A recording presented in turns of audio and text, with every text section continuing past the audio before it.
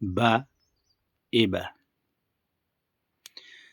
तपाईँ राजनीतिक सुझबुझ भएको मान्छे, 3 पटक प्रधानमन्त्री हुनुभएको मान्छे, नेपालको सबैभन्दा ठुलो संगठन भएको नेपाल कम्युनिस्ट पार्टी एमालेको अध्यक्ष हुनुभएको मान्छे, उमेरले 70 कट्नु भएको मान्छे, 50 वर्षको राजनीतिक इतिहास बोकेको मान्छे, तर तपाईले झापाको क्षेत्र नम्बर 5 मा चुनाव प्रचार गर्दाखेरि बोल्नु भएको त्यो बोली चाली भाषा शैली तौर तरिका राम्रो भएन बा। तपाई के भन्नुहुन्छ भनेदेखि युवाहरूको लोकतन्त्रमा के योगदान छ, यिनीहरूले के योगदान गरेका छन् भन्नुहुन्छ बा।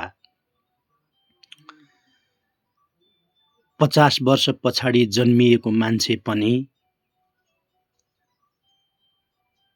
संसदीय निर्वाचनमा उठ्ने उमेरको भइसक्यो। अब उसँग जनआन्दोलन पहिलो अथवा पञ्चायती व्यवस्थाको अन्त्य गर्न तैँले के योगदान गरिस् भनेर खोज्दा भेटिन्न बा। 62-63 को आन्दोलनपछि जन्मिएको मान्छे समेत 20 वर्षको भइसक्यो। ऊ पनि राजनीतिक सुझबुझ राख्न सक्ने भइसक्यो। अब उसँग त्यो राजा ज्ञानेन्द्रको विरुद्धको आन्दोलनमा तेरो के योगदान छ भनेर खोज्न मिल्दैन बा। अहिलेका हरेक युवाहरू राजनीतिक चेत बोकेका छन्।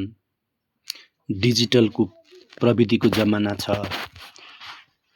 तपाईले बोलेका कुरा झापा क्षेत्र नम्बर 5 वासीका कानमा मात्र पुग्दैन बा। सारा संसारले सुन्छ, सारा दुनियाँले सुन्छ। तपाई त अरूलाई नैतिक चरित्र सिकाउने उमेरको हुनुहुन्छ बा। लोकतान्त्रिक आचार र संस्कार सिकाउने उमेरको हुनुहुन्छ बा। त्यसो नगर्नुस्। तपाईको प्रतिस्पर्धामा आउने हरेक युवालाई स्वागत गर्नुस्। राम्रो बोली वचन गर्नुस्। सबै प्रतिस्पर्धी हुन्, तर चुनाव त तपाईले नै जित्ने हो नि बा।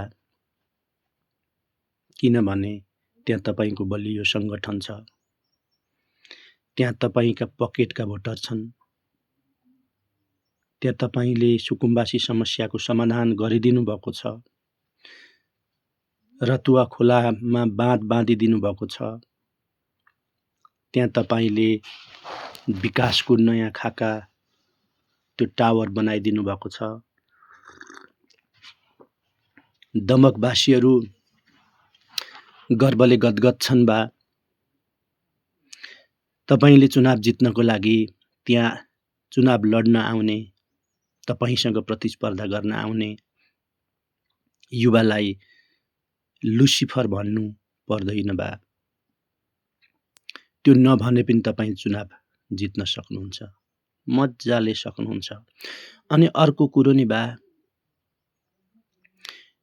यो रासोपा भन्ने जुन दल छ नि, यो त 3 वर्ष अगाडि मात्रै जन्मिएको हो क्या। यो त बच्चो हो, कच्चो हो यो त।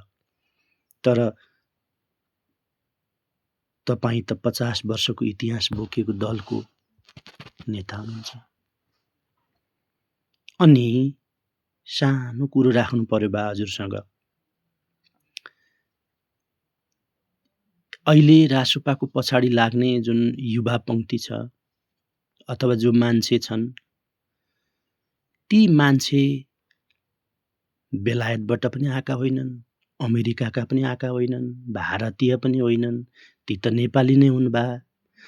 अनि त्यो राष्ट्रिय स्वतन्त्र पार्टी जन्मिनुभन्दा अगाडि अथवा हर्क साम्पाङको श्रम संस्कृति पार्टी जन्मिएको त 6 महिना पनि भएको छैन बा।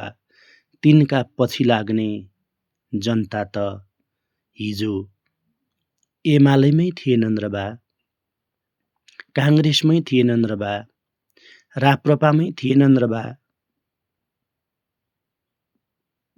ती त हिजो एमालेकै भोटर होइनन् र बा। काङ्ग्रेसकै भोटर होइनन् र बा। अनि फेरि आज त्यो भिड, त्यो युवाको जमात किन माटो माटो बन्दैछ, किन घन्टी घन्टी भन्दैछ, समीक्षा गर्नु पर्दैन बा। हिजो भिड तपाईसँग थियो बा, आज भिड उनीहरूसँग छ।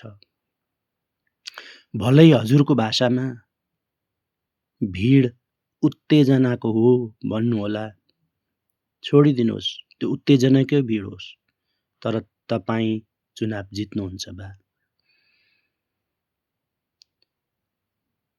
डिजिटल वार होस् कि जेसुकै होस्, छोडिदिनुहोस् बा। त्यो तपाईको पकड क्षेत्र हो। तपाईले 4 पटक त्यहाँ चुनाव प्रचार गर्नु भएको छ। 3 पटक तपाईले त्यहाँ जित्नु भएको छ। आई लभ यु बा भन्ने धेरै मान्छे त्यहाँ छन्। तपाईलाई त्यहाँको केटाकेटी, युवा, वृद्ध सबैले माया गर्छन्। अनि यति राम्रो माया पाउँदा पनि तपाईँ युवाहरूलाई किन त्यसो भन्नुहुन्छ बा? छोडिदिनुहोस्। तपाईले भनेका लुसिफर जस्ता शब्दहरूले उनीहरूको प्रचार भइरहेको छ बा। कुरो बुझिदिनुहोस्। उनीहरूले जित्दैनन् चुनाव बा। फेरि अर्को कुरो, यहाँ किन आएका, केका लागि आएका भन्ने कुरा चाहिँ अलिक मिल्दैन बा। किनभने 165 वटा निर्वाचन क्षेत्रमा नेपालको नागरिक जो 25 वर्ष उमेर पुरा भएको छ, त्यो देशको कुनै पनि ठाउँमा गएर चुनाव लड्न सक्छ बा। हिजो अस्तिसम्म एमालेका धेरै मान्छे, काङ्ग्रेसका धेरै मान्छे नेताहरूले 2 ठाउँबाट चुनाव लडेर जितिसकेपछि 1 ठाउँबाट छोड्थे बा। देशको कुनै पनि स्थानमा गएर नेपाली नागरिकले चुनाव लड्न पाउँछ। जनताले जिताए भने जिताए, हराए भने हराए, त्यो जनताको हातको कुरो हो। अनि हजुर त आफ्नै पकड क्षेत्रमा हुनुहुन्छ। त्यो त तपाईको पकड क्षेत्र हो। त्यो तपाईको आफ्नै क्षेत्र हो। तपाई त त्यहाँको स्थानीयवासी हो। तपाईकालाई त्यहाँका प्रत्येक घरले चिन्छन्, प्रत्येक व्यक्तिले चिन्छन्। अनि किन यसो गर्नुहुन्छ बा? नगर्नुहोस्।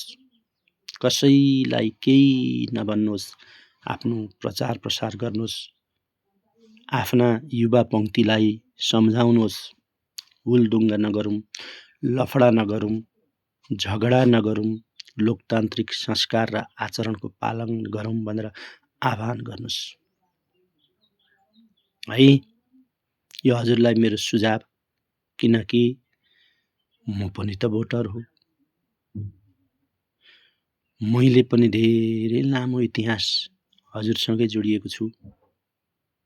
है त बा, नमस्कार। हजुरको अग्रिम विजयको शुभकामना।